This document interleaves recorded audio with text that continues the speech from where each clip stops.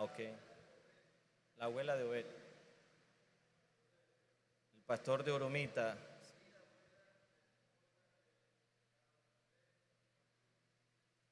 La abuela de la esposa de Carlos Andrés Ortiz y la abuela del pastor Obed, que también partió a la presencia del Señor. Entonces, ahí donde estamos, elevemos una oración por ellos. Señor, cada familia en duelo, la familia del pastor Obed Castillejo, oro para que el cuidado tuyo, el consuelo tuyo esté con ellos y les abrace. La esposa de Carlos Andrés, su abuela también, oramos para que sean ellos guardados, para que sean ellos consolados, Señor, en estos momentos difíciles que nos toca enfrentar en la vida.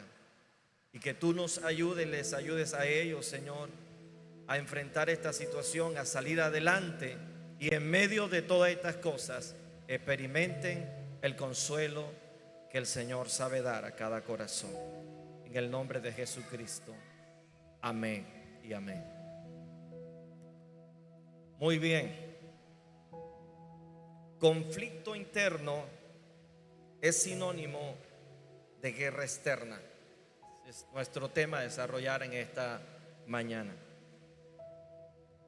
Las divisiones y los pleitos en el hogar, en la sociedad, en el país, son un reflejo de la guerra interna no resuelta en el corazón humano.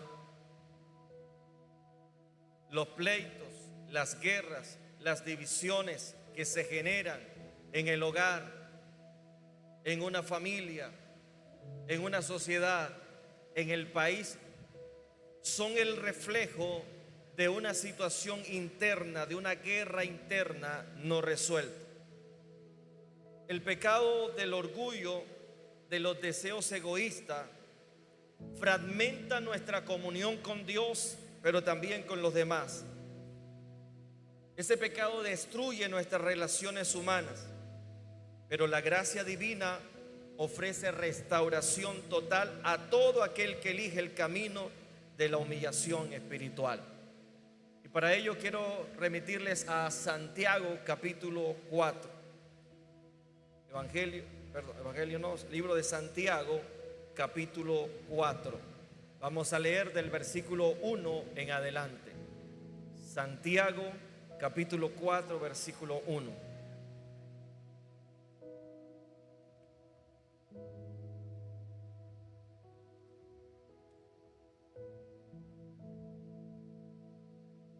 Me dicen amén cuando ya estén ahí. Santiago capítulo 4.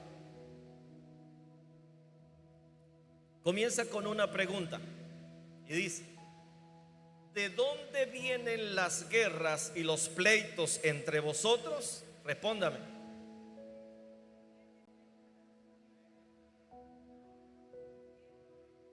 Bueno, ahí se responde con otra pregunta. Vamos otra vez. Listo, ya están ahí. Yo leo la primera pregunta, usted me responde con la segunda. ¿De dónde vienen las guerras y los pleitos entre vosotros?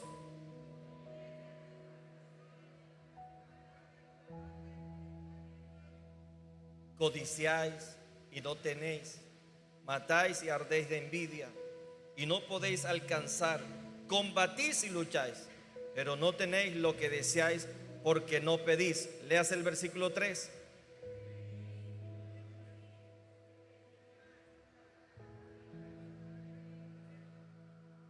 Oh almas adúlteras, ¿no sabéis que la amistad del mundo es enemistad contra Dios?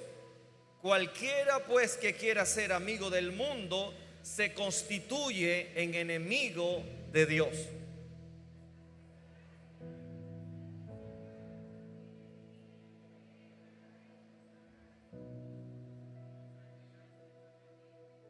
Pero Él da mayor gracia. Por esto dice, Dios resiste a los soberbios y da gracia a los humildes.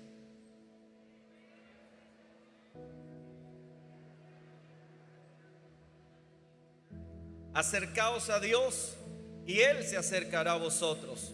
Pecadores, limpiad las manos, y vosotros los de doble ánimo, purificad vuestros corazones.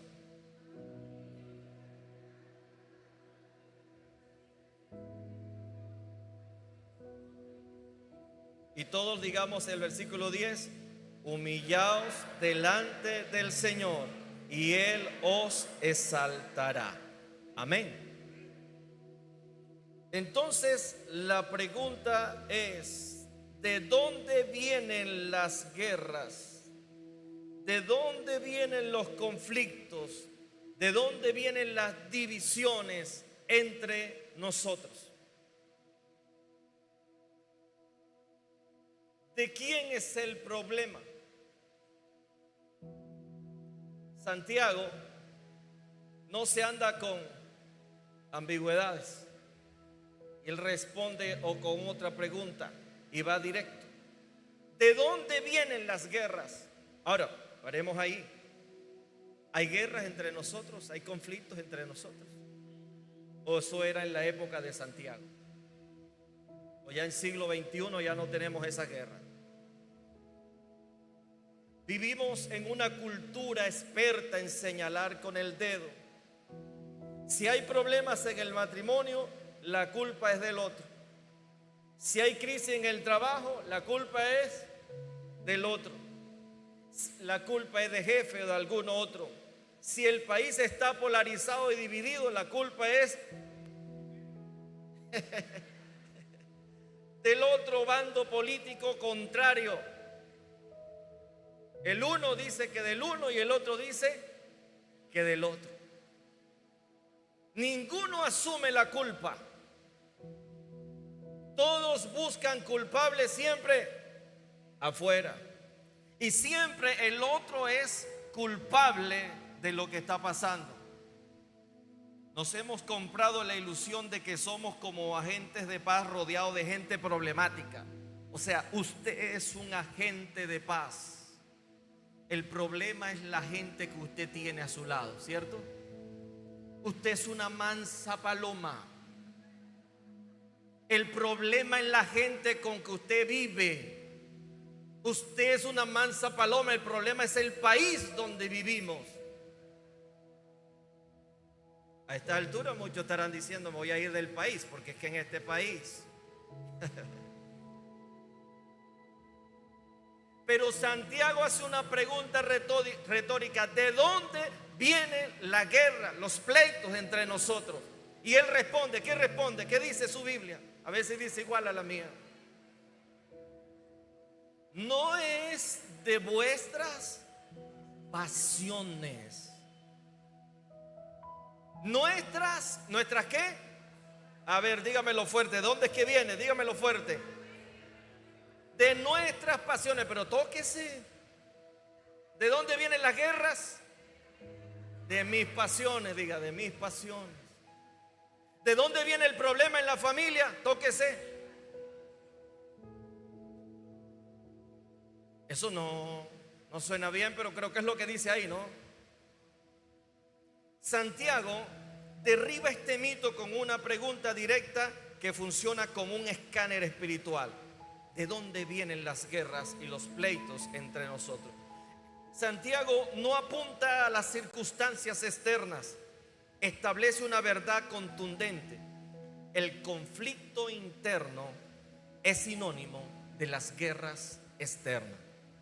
Lo que vemos afuera es solo un desborde de lo que ya está peleando dentro. Yo le pregunto aquí entre nosotros, y que nadie más lo sepa: ¿usted no siente que a veces hay una guerra, un conflicto entre usted? ¿No se ha sentido en estos días así? Y alguno dice: quisiera tener el poder para hacer. ¿Eso de dónde viene? Dentro. Eso no está afuera, eso está dentro. Buscamos afuera, buscamos culpables afuera, porque nos da miedo, nos da terror descubrir que el verdadero enemigo duerme con nosotros. Se lo repito, buscamos culpables afuera porque nos da terror descubrir que el verdadero enemigo duerme con nosotros en el mismo corazón. El verdadero enemigo está dentro de nosotros. Lo que Santiago dice, nuestras pasiones. Nos pasamos la vida pidiendo un cambio de entorno cuando lo que Dios está exigiendo es un cambio de altar, que nuestro altar esté rendido a Dios. La paz del hogar no depende del tamaño de la casa, sino del tamaño del ego de quienes la habitan. Santiago, hablando de las pasiones, pasiones viene del griego edoné, que no se refiere únicamente a grandes vicios morales, porque cuando hablamos de pasiones nos imaginamos enseguida las pasiones morales, ¿no? Sino que también habla de esa búsqueda obsesiva de la satisfacción del ego, porque Él nos está mandando, usted lee todo el contexto, nos manda a humillarnos. Esa satisfacción del ego, eso de que yo quiero siempre tener la razón, eso de que yo no reconozco mi error, sino que el error es del otro. Y nos cuesta admitir nuestros propios errores. Esa pasión que combate dentro de nosotros tiene que ver con esa satisfacción del ego, querer tener la razón, mantener el control absoluto, exigir que las cosas se hagan a mi manera, y si no se hacen a mi manera, están mal hechas. ¿Cuándo fue la última vez que usted reconoció que se equivocó?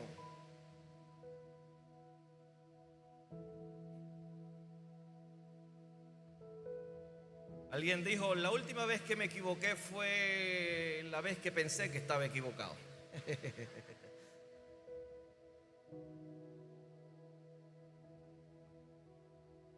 Nos cuesta reconocer que somos parte del problema. Es lo que dice Santiago. Las guerras vienen de nuestras pasiones. Cuando las personas no se alinean con nuestras expectativas, surge la frustración. Y esa frustración se convierte en agresión. El versículo 2 de Santiago describe una escalada. ¿Cómo dice el versículo 2? Codicias, ¿qué más? No tienes, ardes de envidia y terminas ¿cómo? Combatiendo.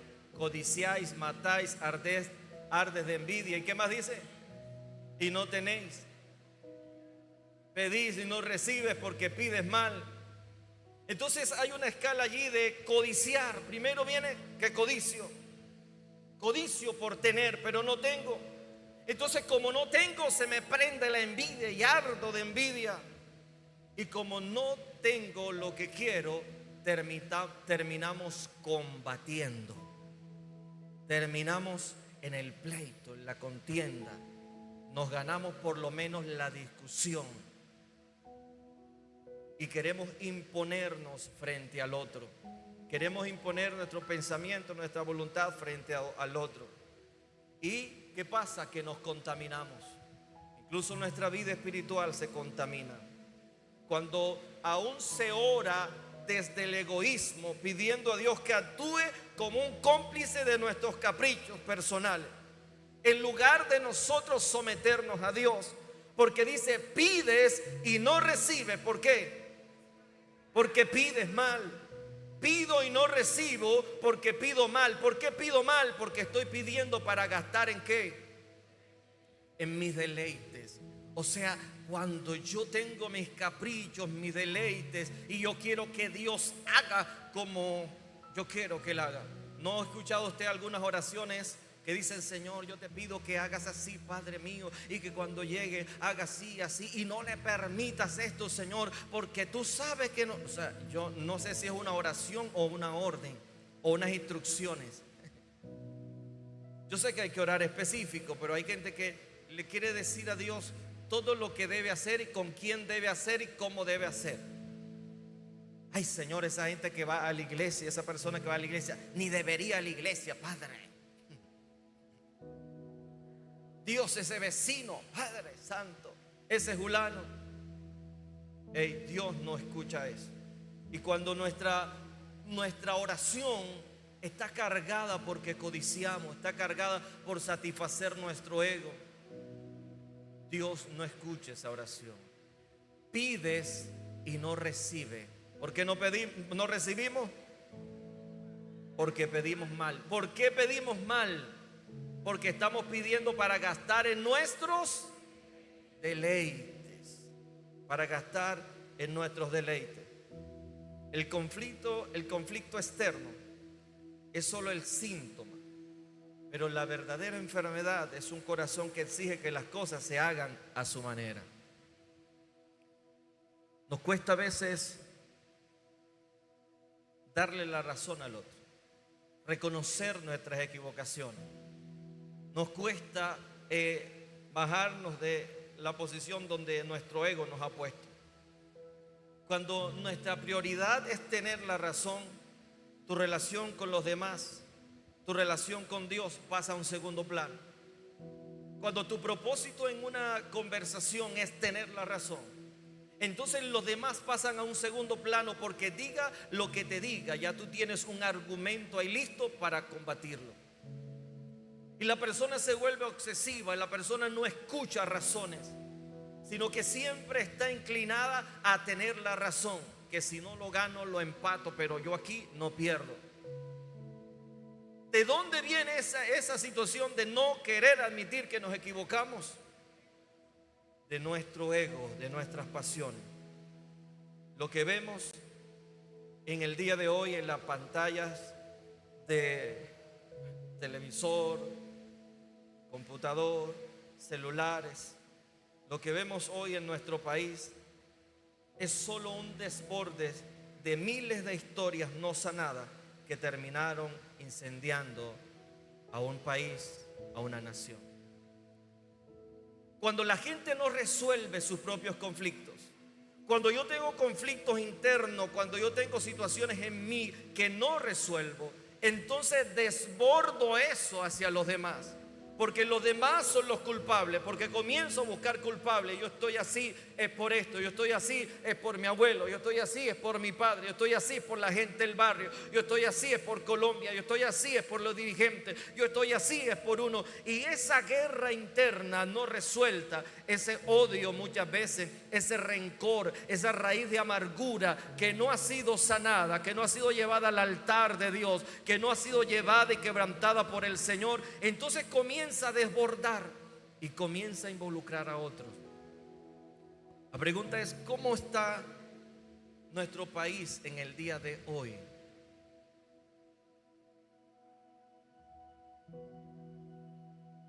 ¿Usted qué ve? División, conflictos. Y aplíquele la pregunta de Santiago: ¿y de dónde viene eso? De nuestras ¿qué? Propias pasiones que no hemos resuelto. Si usted es un padre que no ha resuelto situaciones en su vida, usted va a transmitir eso a su esposa, a sus hijos. Si usted no resuelve eso, pasa a toda la familia, y si no, va a toda la familia y va a uno no. Y entre mayor influencia usted tenga, va contaminando a otros. Y a veces la gente está sumergida en una discusión y en una contienda, y después usted se pregunta: ¿y por qué es que estoy en esto? Es como las discusiones que comienzan entre parejas, y cuando no se frenan, eso terminan hablando y terminan hablando hasta de divorcio. Y después cuando se preguntan: bueno, ¿y por qué es que estamos discutiendo? Entonces dice que por una bobada. Pero ¿qué llevó a que eso escalara tan alto? Nuestras propias ¿qué? Pasiones. Nuestro propio orgullo. El ego de no querer ceder. Lo que está dentro, el conflicto que llevamos interno. Si no resolvemos la guerra interna, entonces vamos a provocar guerras externas. Tratar de resolver una guerra externa sin sanar el corazón es como maquillar una herida infectada. Se ve bien por fuera, pero se sigue pudriendo por dentro. Cuando tratamos de manejar las apariencias afuera y de manejar un protocolo ahí para que todo el mundo crea que estamos bien, y si no sanamos, entonces eso se va dañando y se va dañando y se va dañando. El que tenga oídos para oír, que oiga. Pensemos en los actores políticos de nuestro país. Y para nadie es un secreto que ellos arrastran heridas profundas. Que muchos de nuestros líderes han sido víctimas de grupos al margen de la ley. O otros dicen han sido víctimas del mismo gobierno, el mismo Estado, que se sintieron oprimidos por el Estado, por el sistema económico. Otros se sienten víctimas de uno u otro lado. Y ese conflicto interno, eso que le pasó, que los marcó, lo lleva entonces a escalar en un conflicto que han arrastrado a miles y a miles de colombianos. Pregúntese, ¿nuestros dirigentes tienen un corazón sano o vienen marcados de heridas del pasado? Y claro, cuando alguien está herido, se identifica con el otro que está herido. Cuando a ti te hicieron daño y encuentras a alguien que también le hicieron daño y que dice que te va a defender, te va a ayudar, tú te identificas con ese y el otro se identifica con el otro. Pero el problema, ¿sabe qué es? El problema es que ellos están sangrando por la herida en su corazón. Hay resentimiento. Y se transmite un resentimiento social, y usted y yo, si no tenemos cuidado, terminamos metidos en algún lado, defendiendo las banderas de corazones no sanados, resentidos, dolidos. Porque para que se resuelva un conflicto hay que sanar el corazón, hay que reconocer nuestros errores y tenemos entonces que pedirnos perdón y reconciliarnos. No es ganar por ganar, no es imponerte, porque eso, las guerras lo que traen es más guerras. ¿De dónde vienen las guerras que hay entre nosotros?, pregunta Santiago. ¿Y qué responde Santiago? Que es de nuestras ¿qué? Pasiones. Entonces algunos despiertan las pasiones en otros. Despiertan la pasión aquí, despiertan la pasión allá, y vamos como corderos al matadero, llevados por las pasiones de otros. En lugar de sanar heridas internas, inician una defensa personal, está basada en el orgullo y en el poder. El resultado, esa guerra interna no resuelta, escala, se desborda y termina incendiando y polarizando toda una nación. Lo que ocurre en nuestro país, llámese en el Senado, en las calles del país, es una suma de miles de corazones heridos que se niegan a sanar por dentro. Y es ahí donde hay que hacer un llamado de atención a nosotros como iglesia, a no dejarnos envolver por el odio de otros y por las situaciones, por las pasiones de otros. Porque terminamos defendiendo una causa que no es la causa del reino. Y Santiago sigue siendo tajante. En el versículo 4, ¿qué dice el libro de Santiago?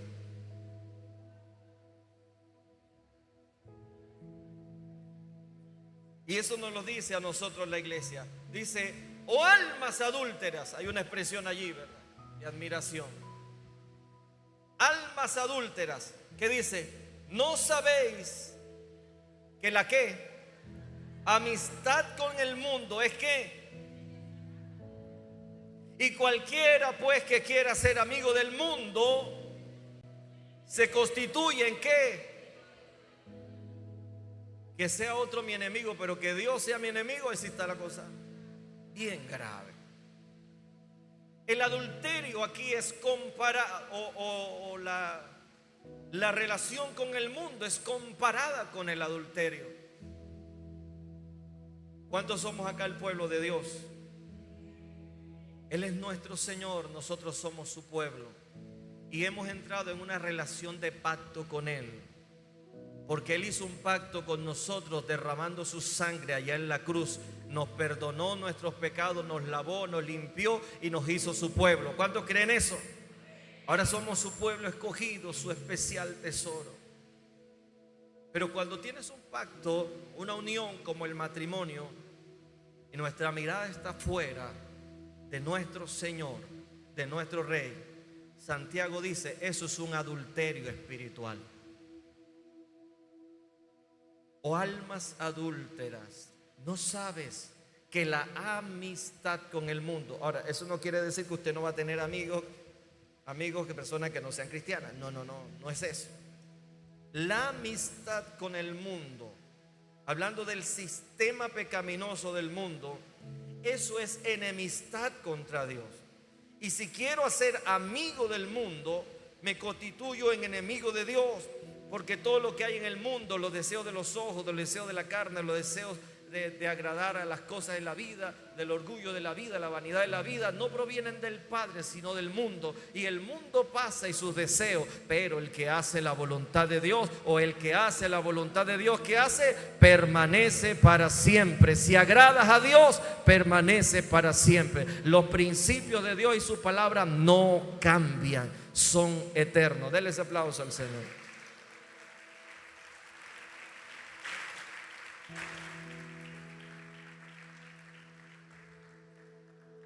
Siguiente texto, ¿cómo dice su Biblia? Versículo 5.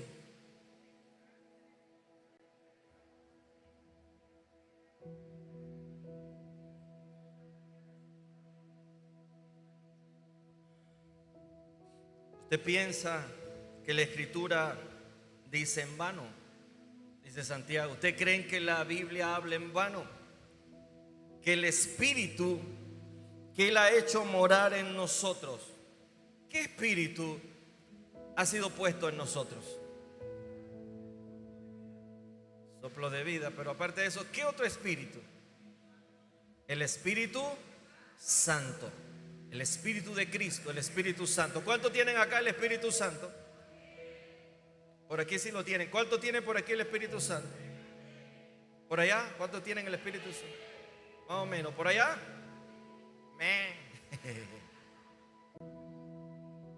¿Cuántos, cuando nosotros recibimos a Cristo, Dios puso su Espíritu en nosotros?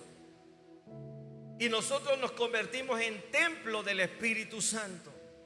Y ese Espíritu que está en nosotros nos anhela como celosamente. ¿Dónde está el Espíritu Santo? En mí. Diga, está en mí. Y Él nos anhela.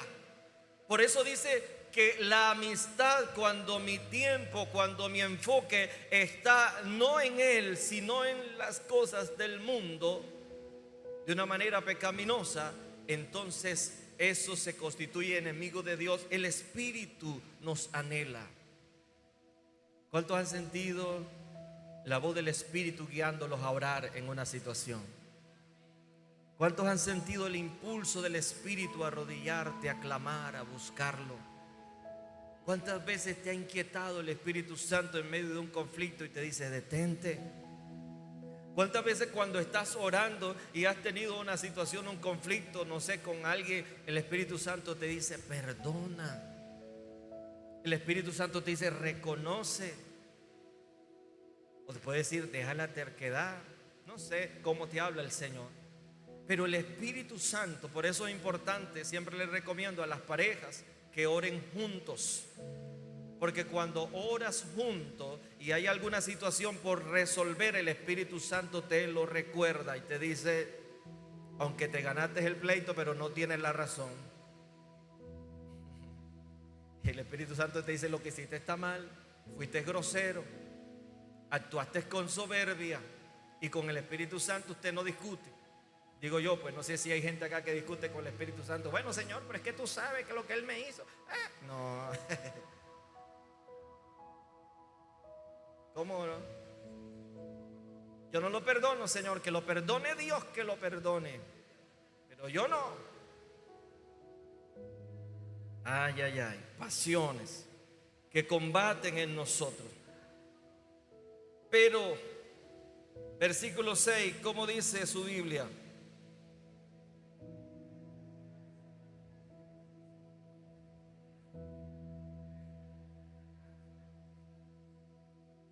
En contraste del orgullo, de las pasiones, de la envidia y de toda esa cosa que despierta nuestras pasiones en nosotros, dice, pero Él da mayor gracia. ¿A quién? Así que dice, Él da mayor gracia a los humildes. Pero Él da mayor gracia a los humildes. Pero Él da mayor gracia. Por eso dice, no, a los humildes no dice, pero Él da mayor gracia. Punto. Por eso dice, Dios resiste a quién y da gracia a quién. Oye, entonces el pecado de la soberbia no es así tan suave, ¿no? Porque aquí dice que Dios mismo resiste a quién. O sea, cuando el soberbio quiere avanzar y dice, ahí voy, ¿quién se le atraviesa en el camino? Usted no sabe, hay una historia en la Biblia que un hombre obstinado, Dios le habló, le dijo que no y él va para adelante.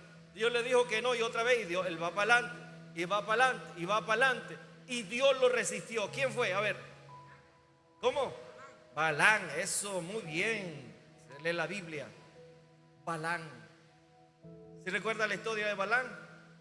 Algunos se están enterando que hay un Balán en la Biblia. Bueno, ya tienen motivo para leer en la Biblia. Balán lo fueron a buscar para que maldijera al pueblo de Israel. Porque este hombre tenía una palabra poderosa. Lo que él decía se cumplía. A quien él bendecía estaba bendito, quien maldecía estaba maldito. Era como una especie, la Biblia dice como un profeta, ¿no? No aparece en todo el pueblo, pero un profeta. Y entonces un rey que vio que Israel, el pueblo de Dios, venía, fue y lo buscó. Dijo, voy a buscar a este hombre para que me maldiga este pueblo y después los acabo. Y entonces fue y Balán dijo, bueno, déjenme consultar a Dios. Y consultó a Dios y Dios le dijo, no vayas. Entonces le dijo, mire señores, yo no puedo ir. Y el rey vino y le mandó otra comisión de alto nivel y le ofreció una buena dádiva, unas buenas ofrendas, unos buenos regalos. Y él dijo, está como bueno el regalo, más o menos. Y vuelve y le dice, Señor, mira, me mandaron toda esta gente importante. Voy, que no te he dicho. Señor, voy. Y entonces Dios le dice ante la obstinación, bueno, vas a ir, pero vas a decir lo que yo te diga que diga. Y el hombre monta en su burra y se va. Y cuando va camino a ganarse sus dádivas, se le atraviesa un ángel, el ángel del Señor, con una espada desenvainada, listo para matarlo. Dios resiste a los soberbios. Y había una encrucijada y el hombre tan obstinado no veía el ángel. La obstinación muchas veces no nos deja ver. ¿No ha visto una persona obstinada, con rabia, resentida, que le dicen, no vayas por ahí es que voy? Que está mal, me importa que esté mal, es por aquí. ¿No lo ha visto? Más o menos así la figura de Balán. Y oiga, el profeta obstinado no veía el peligro al que se encimaba. Y una burra, digo, la burra donde iba él, Balán, vio el ángel. Y cuando vio el peligro, la burrita no pasaba.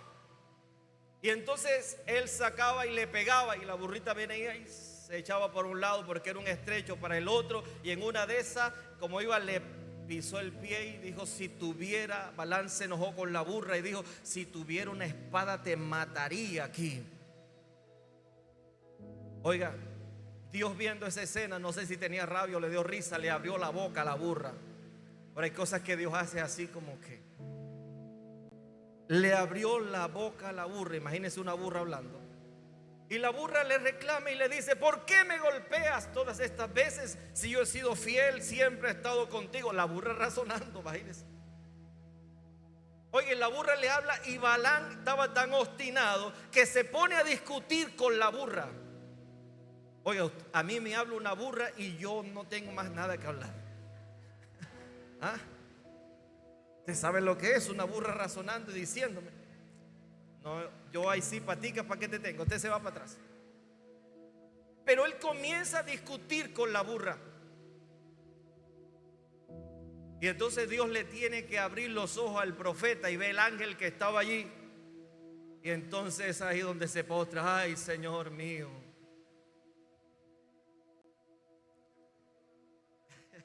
Si no es por la burra, lo mata el ángel. Iba a decir que enseñanza, no discuta con los burros. No, pero esa no es la enseñanza. La burra en este caso razonó más que el profeta obstinado. ¿Qué es lo que pasa? Soberbia.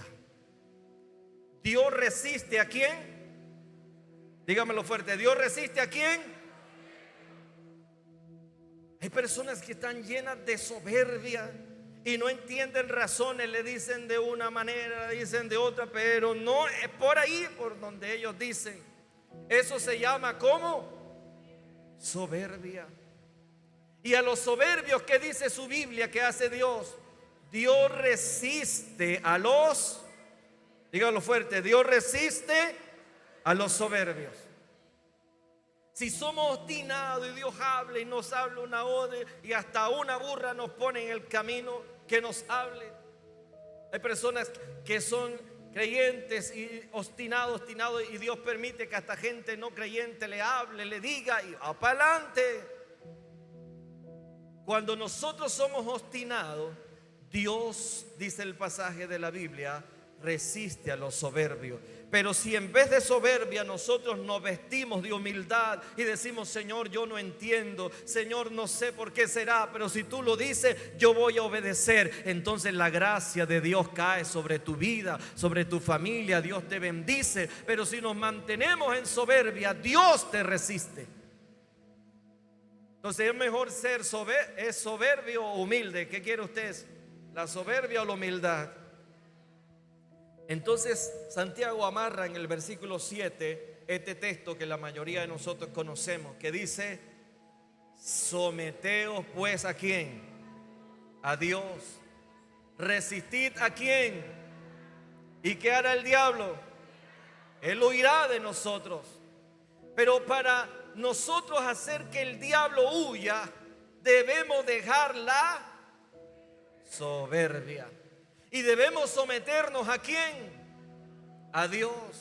Si nos sometemos a Dios, entonces nosotros en humildad hallamos la gracia de Dios.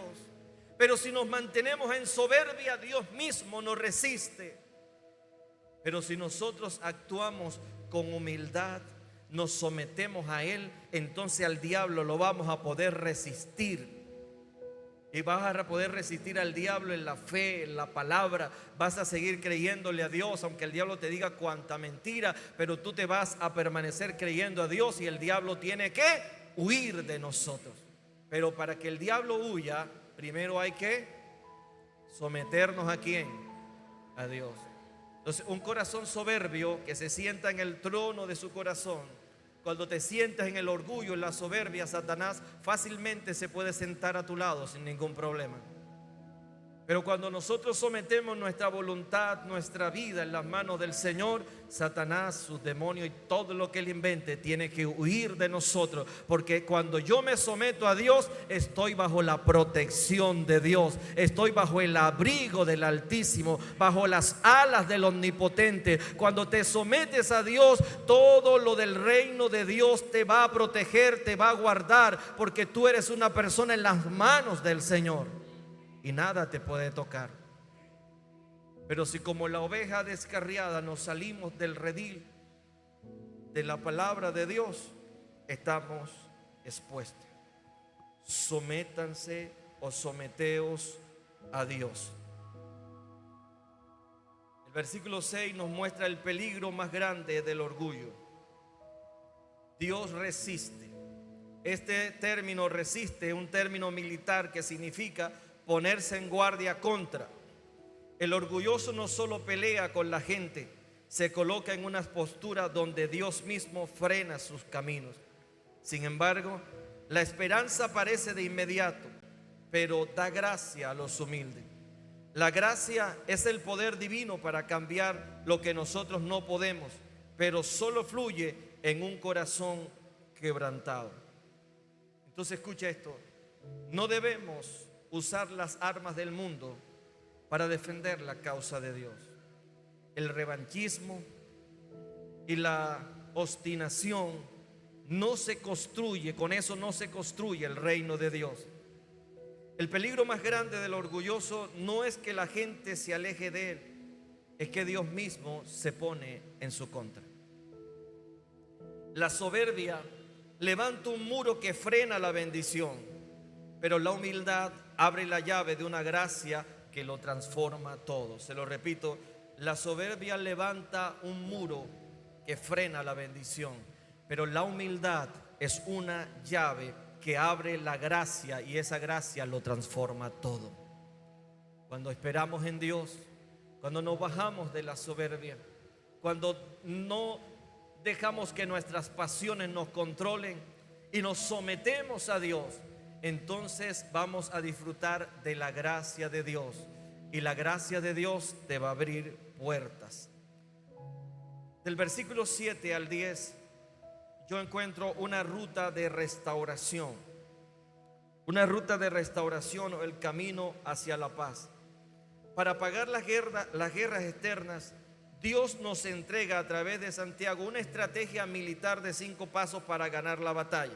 Número 1, someterse a Dios, o sea, someterse al gobierno de Dios, someterse al cambio que Dios quiere hacer en nuestra vida.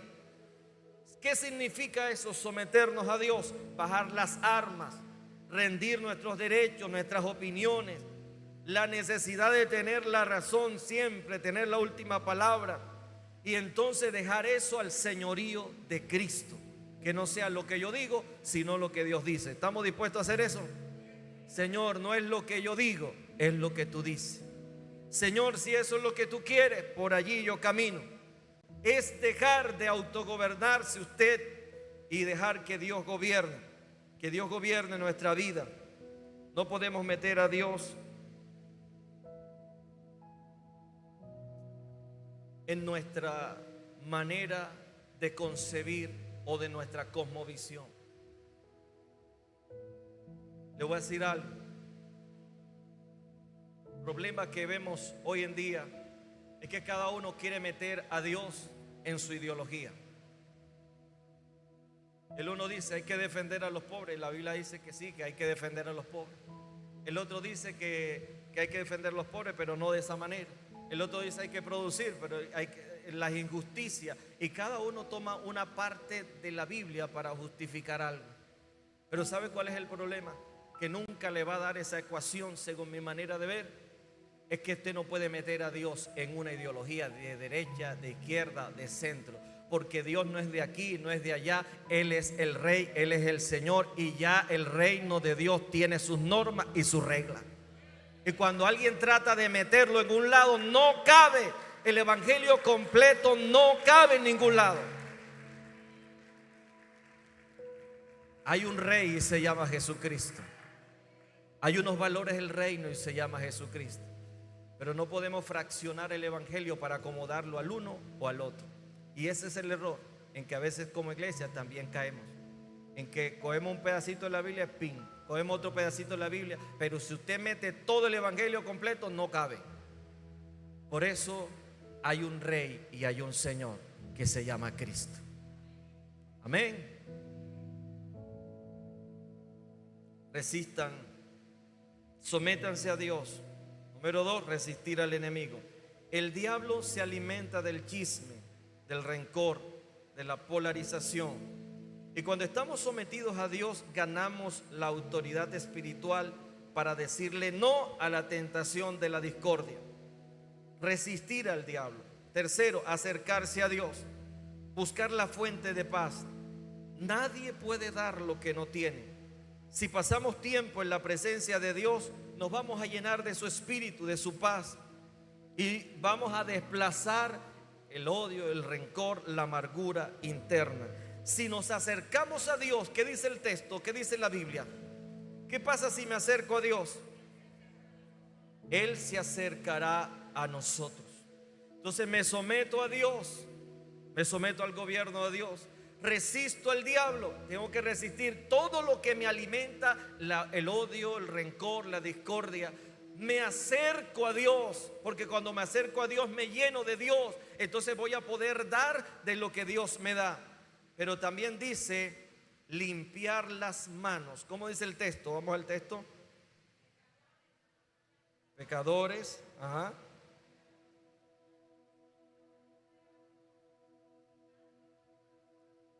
Leo el versículo 8. Acercaos a Dios y Él se acercará a vosotros. Pecadores, ¿qué dice? Limpiad las manos. Y vosotros los de doble ánimo, ¿qué dice? Purificad vuestros corazones. Porque hay gente que quiere estar aquí y allá. Hoy está arriba, hoy está abajo. Hoy es cristiano, mañana no. Hoy está bien, bendecido, en victoria, mañana está pisoteado y todo. Entonces hay que purificar el corazón. Cuando hay doble ánimo, Santiago dice, es porque el corazón está dividido y hay que purificarlo. Y Dios es quien hace ese acto de purificar. Entonces, limpiar las manos tiene que ver con nuestras acciones externas, con lo que hacemos. Purificar el corazón tiene que ver con nuestras motivaciones internas, lo que hacemos. Limpiar las manos, ¿qué es lo que estoy haciendo? Purificar el corazón, ¿por qué hago lo que hago? Pregúntese, ¿por qué yo estoy haciendo lo que hago? ¿Cuál es mi motivación? ¿Qué es lo que me motiva a hacer lo que hago? ¿Qué es lo que me motiva a discutir? ¿Qué es lo que me motiva una cosa en la otra? ¿Cuál es mi motivación? Si la motivación no es correcta, hay que purificar el corazón. Hay que dejar que el Señor sane las heridas que hayan allí, permitirle al Señor. Pero también sigue diciendo el texto: afligíos, lamentad y orad, que vuestra risa se convierta en lloro y vuestro gozo en tristeza.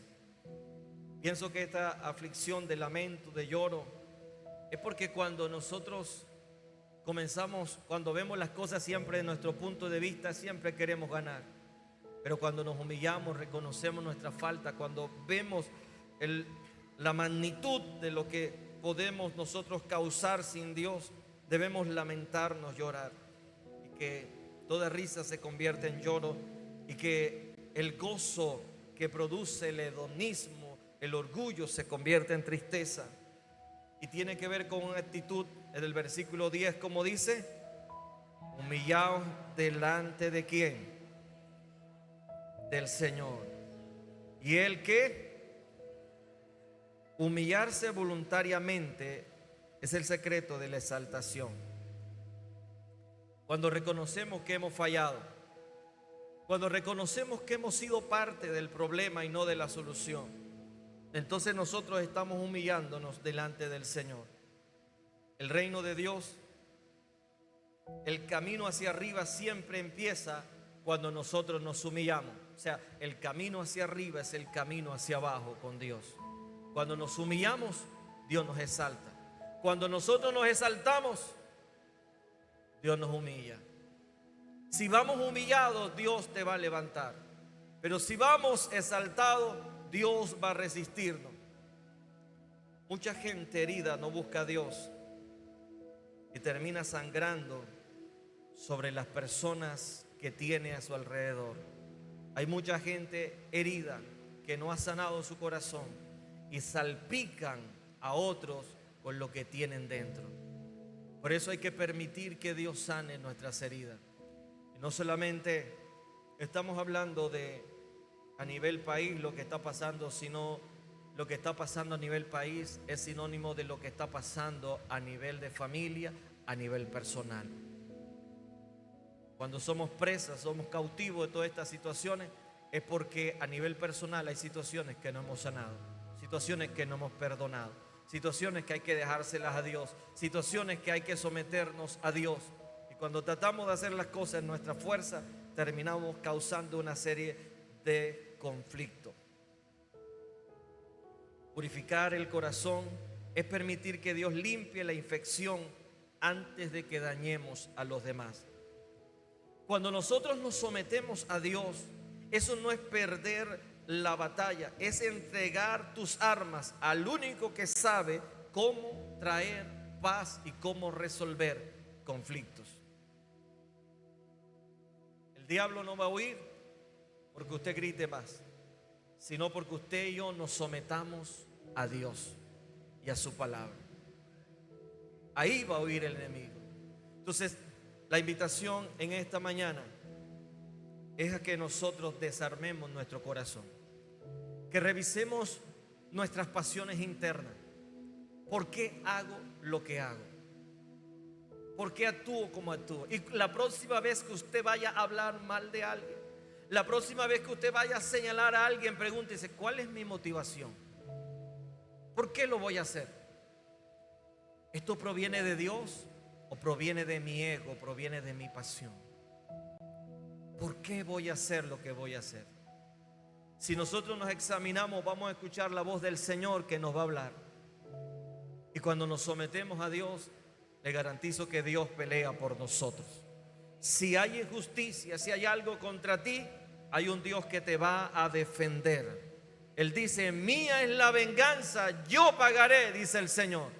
Cuando usted suelta, cuando usted perdona, cuando usted entrega eso en las manos de Dios, Dios va a defender tu causa. Y Dios es un Dios justo que pelea por cada uno de los que confían en Él.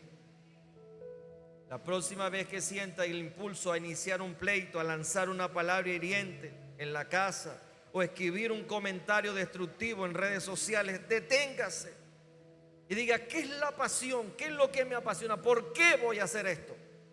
¿Qué es lo que estoy defendiendo? ¿Esto es una causa justa? Es mi orgullo de control. Que Dios nos ayude, porque la paz en Colombia, en nuestra ciudad, en nuestra casa, en nuestra familia, no va a empezar cuando otro cambie. Va a empezar cuando usted y yo elijamos cambiar de actitud, cuando elijamos sanar el corazón para dar de lo que Dios da. Entonces no necesitamos ir a la calle a estar peleando, a estar en conflicto. Mira, aquí uno en Valledupar, usted sale y si alguien se le atravesó por allí y usted le va a decir algo, ¿qué puede esperar usted? La mayoría de la gente dice: mejor me quedo callado, porque te dice una cantidad de grosería. Esa gente parece que comiera traqui traqui.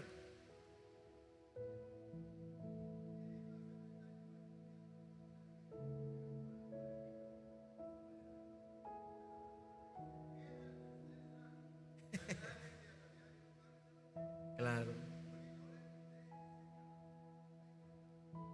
Es un insulto. Si usted hay una situación de tránsito, cualquiera te insulta, cualquiera te recuerda a la mamá. ¿Y por qué estamos así? Cometen la infracción y aparte de eso se levantan bravos y te dicen una cantidad de barbaridad. ¿Por qué estamos así? ¿De dónde viene? ¿De dónde viene esa guerra? Porque hay un conflicto interno. Que el Señor nos llene de su paz, que el Señor nos llene de su perdón, para que cuando a usted le toque enfrentar un conflicto, quizás ahora que salga de acá le toque enfrentar un conflicto, y entonces usted saque toda la armadura de Dios y diga: te salvas porque soy evangélico si no te pongo los 5 ministerios, ¿no? Dejemos que el Señor sane nuestro corazón y que podamos ser nosotros unos verdaderos agentes de paz, ser luz en medio de las tinieblas. Y tengamos mucho cuidado con lo que hablamos, con lo que alimentamos, con lo que decimos. No seamos parte de todo lo que está pasando en Colombia. Que usted levante su voz, que usted escriba, que usted se levante para bendecir, para sanar, para echarle agua al tanta gasolina que el diablo ha tirado en este tiempo. Y que sea lo que sea, usted sea un verdadero agente de paz, un hijo de Dios. Todas estas cosas van a pasar, pero nuestro testimonio como hijo de Dios debe estar por encima de cualquier situación. ¿Estamos de acuerdo en eso? ¿De dónde vienen la guerra y los pleitos entre nosotros? de nuestras pasiones. No busquemos culpable afuera, pidamos que Dios sane nuestro corazón. Póngase de pie y oramos.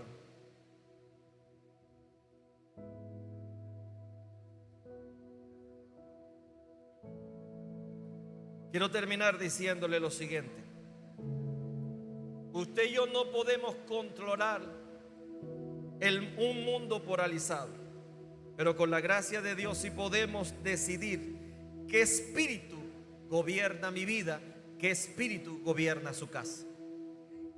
Usted no puede controlar lo que pase afuera, sí, está bien, pero usted sí puede controlar lo que pasa en su corazón, lo que pasa en su vida. Usted sí lo puede controlar. Si no, imagínense peleando unos y otros y cada quien tratando de tener la razón, vamos a causar un desastre.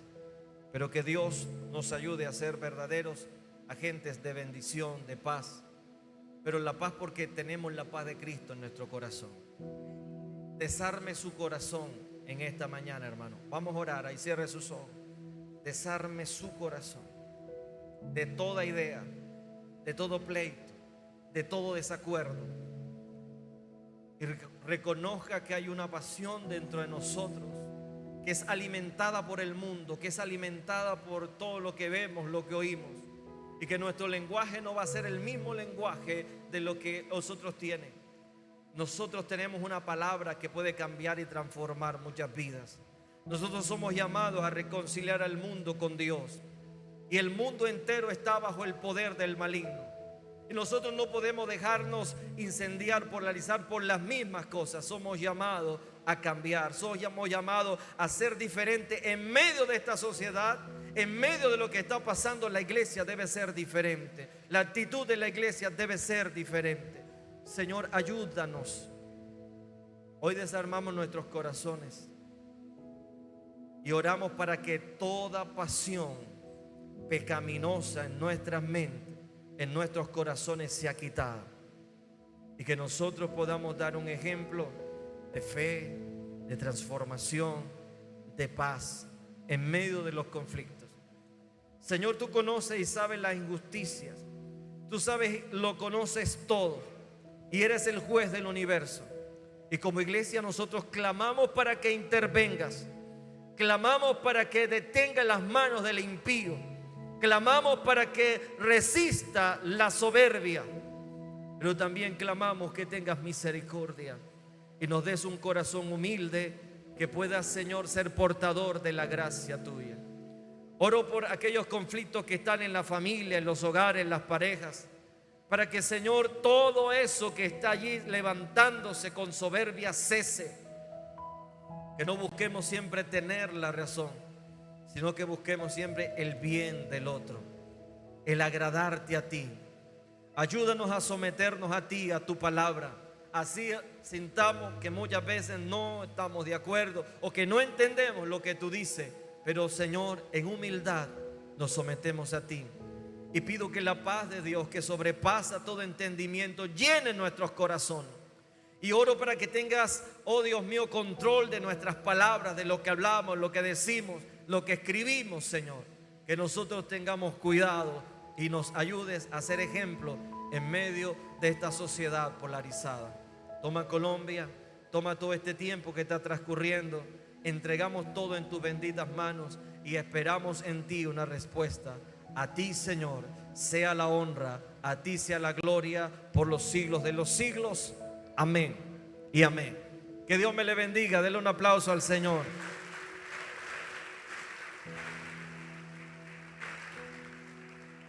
Puede saludarse.